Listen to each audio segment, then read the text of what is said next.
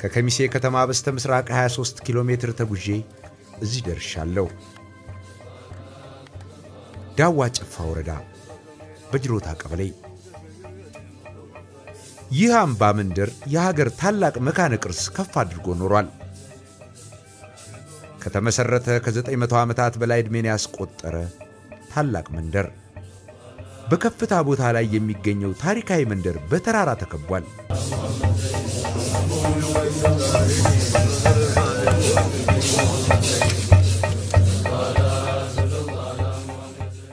ስለ ሾንኬ አልተናገርንም፣ ስለ ሾንኬ አልጻፍንም።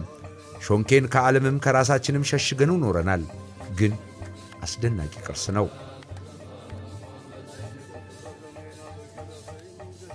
ለመልክዓ ምድር ቱሪዝም በተመቸ እጅግ ውብ ስፍራ አርፏል። በመንደሩ የሚገኙ ቤቶች የተለየ ኪነ ሕንጻ አላቸው። የሾንኬ መስጂድ መስራች ሼህ ፈቂ አህመድ መጀመሪያ ወደ ጦላሃ መስጂድ ሄዱ። በኋላም ከጦላሃ መስጂድ በቅርብ ርቀት የሚገኘውን ሾንኬ መስጂድን መሰረቱ። ከሼህ ፈቂ አህመድ በኋላ በሾንኬ መስጂድ ውስጥ ብዙ የሃይማኖቱ አስተማሪዎች እንደኖሩ ይነገራል። ከዚህም ውስጥ ሐጂ ቀርቦ መሐመድና ሼህ ዘይኑ የሚባሉ ነበሩ። ሼህ ዘይኑ የሾንኬ መስጂድን ለብዙ ጊዜ አስተዳድረዋል። የእስልምና ትምህርትም ያስተምሩ እንደነበር መረጃዎች ይጠቁማሉ። ከሼህ ዘይኑ በመቀጠል ወደ መስጂዱ የመጡት ጆሃር ኢብን ሃይደር የተባሉ ሼህ ናቸው።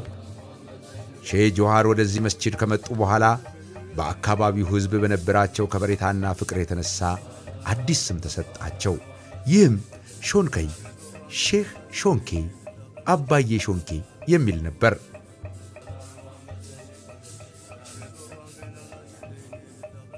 ለተራራ ቱሪዝም የእግር ጉዞ የተመቹ ዙሪያ ገባዎች የከበቡት ሙሉ በሙሉ በድንጋይ ካብ የተሰራ መንደር። ቦታው በ19ኛው ክፍለ ዘመን የእስልምና ትምህርት ማዕከል ነበር። በሾንኬ መስጂድ ከሀገር ውስጥ ከጅማ፣ ከጉራጌ፣ ከሐረር፣ ከአሩሲና ከሌሎች የሀገሪቱ ክፍሎች እንዲሁም ከውጭ ሀገር በተለይም ከየመን እየመጡ ይማሩ እንደነበር ታሪኩ ያስረዳል። ይሄ እንግዲህ አስደናቂውና የ900 ዓመት ዕድሜ ያለው የሾንኬ መካነ ቅርስ ነው። የሾንኬ መካነ ቅርስ ከባህር ወለል በላይ 1600 ሜትር ከፍታ ላይ በሚገኝ አምባ ላይ ያረፉ ጥንታዊ የድንጋይ ቤቶች የሚታዩበት ነው።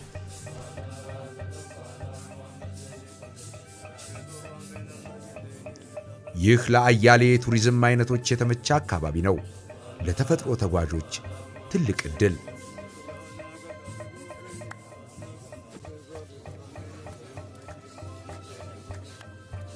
በተደጋጋሚ ወደ ሾንኬ መጥቻለሁ። የማውቀው ስፍራ እንደ አዲስ ሲገርመኝ ይኖራል። እንዴት ይህንን ለዓለም ማሳየት አቃተን?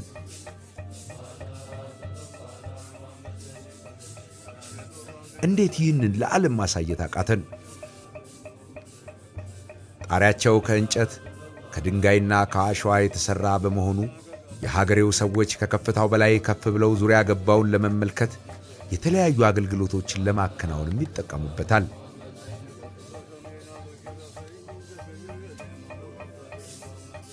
የውስጥ ለውስጥ መንገዶቹ እርስ በርስ የተገናኙ ናቸው።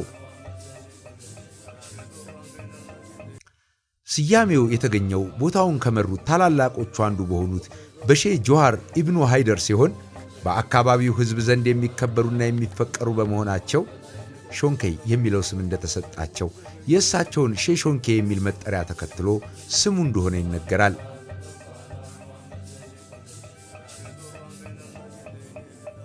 ሾንኬ ልንኮራበት የሚገባ የእምነት፣ የእውቀት፣ የቅርስና የድንቅ ስነ ሕንፃ ጥበብ ማዕከል። ድንጋይ ከድንጋይ ጋር አጠላልፎ ኮረብታ ላይ ይህንን የመስራት ታሪካችን 1000 ዓመት ሊሞላው ነው።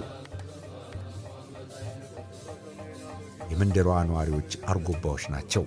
ሾንኬ የአርጎባዎች ጥንታዊ መንደር ናት። ሁሉም የውስጥ ለውስጥ መንገዶች ወደ ሾንኬ መንደር የተለያዩ ቦታዎችና ወደ አርጎባ ቱባ ባህል ያደርሳሉ። ጣሪያቸው ሌላ ምድር ነው። የቤቶቹ ጣሪያ ከድንጋይ ይሰራ እንጂ አፈር ለብሶ ሌላ ወለል ሰርቷል። እንግዳ ተቀባዮቹ አርጎባዎች ወደ ቤታቸው ግቡ በሚል ይጋብዛሉ። ሾንኬ የባህል አምባም ነው።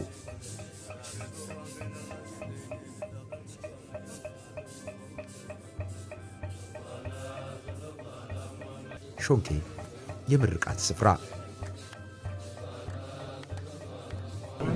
በረካ ሁኑ። ኡምራችሁ ረጅም ይሁን። ሙራዳችሁ ይሙላ። እንደው አማን ይውረድልን። ዓለሙ አማን ይሁን።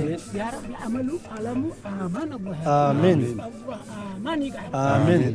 ዘላለሙ በአማን ትኖሩ አላህ ይጋል ይመተኩም ኸይር ይምጣ ኸይሪዋ ገየኖም እና መምትረ ወጅናሪ ድረስ አማን ሐድ ባሚያ በገየኖ ሐድ ባኑራም እንጉረም አማን አላህ ይጋር ለና اللهم صل على سيدنا محمد።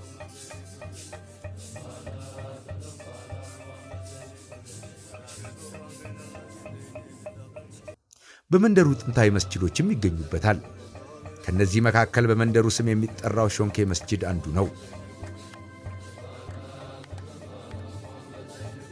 መስጂዱ የተመሰረተው የዛሬ 900 ዓመት አካባቢ እንደሆነ ይነገራል።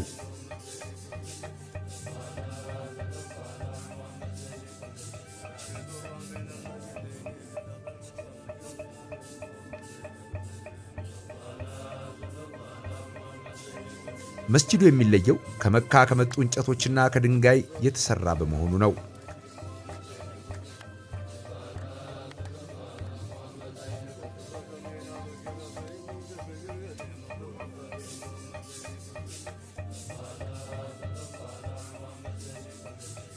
አሁን የምገኝበት ቦታ በሾንኬ መካነ ቅርስ ከሚገኙ ቀደምት ግንባታዎች አንዱ የሆነውና የሾንኬ መስጊድ የሚባለው ከተተከለ ወይም ከተመሰረተ 900 ዓመት እድሜ ከሚያስቆጥሩ ጥንታዊ የኢትዮጵያ መስጊዶች አንዱ ነው። ይህ በአምባ መንደሩ ላይ ከሚገኙ እድሜ ጠገብ መካነ ቅርሶች አንዱና እጅግ የሚደንቅ የስነ ህንፃ ጥበብ የሚታይበት ታላቅ መስጊድ ነው።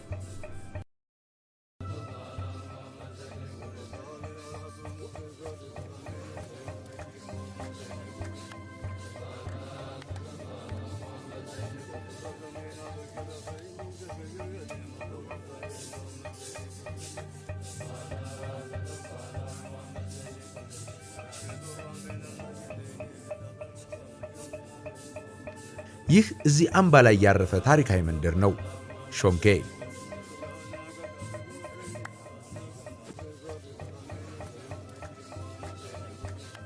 የቤቶቹ ጣሪያ ላይ ለቆመ ከታች አስደናቂ ባህላዊ ቤት ስለመኖሩ ይጠራጠራል።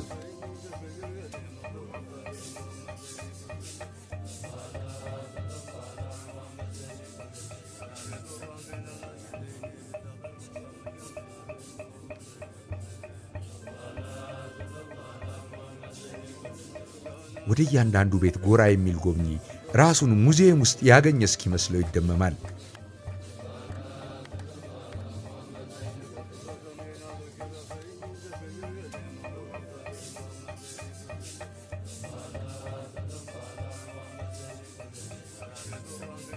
ይህ እዚህ አምባ ላይ ያረፈ ታሪካዊ መንደር ነው ሾንኬ።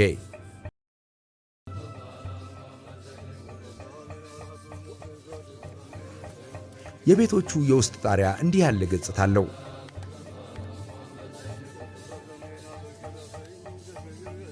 በአርጎባ ባህል ያጌጡ መኖሪያ ቤቶችን አየው።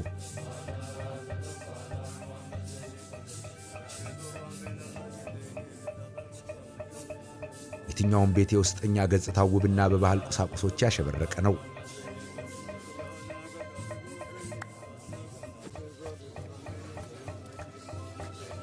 ሾንኬ አልምተን ለዓለም ልናሳየው የሚገባ ቅርስ።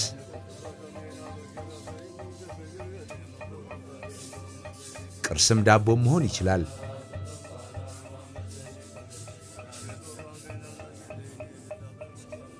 የወሎ ዩኒቨርሲቲ ከአማራ ክልል ባህልና ቱሪዝም ቢሮ ጋር በመቀናጀት የተለያዩ ስራዎችን እየሰራ ነው።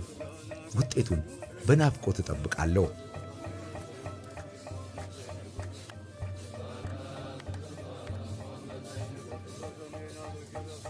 ይህንን ታሪካዊ መካነ ቅርስ በዩኔስኮ አስመዝግበን ሾንኬ የዓለም ቅርስ ብለን የምንጠራበት ቀን ይናፍቀኛል።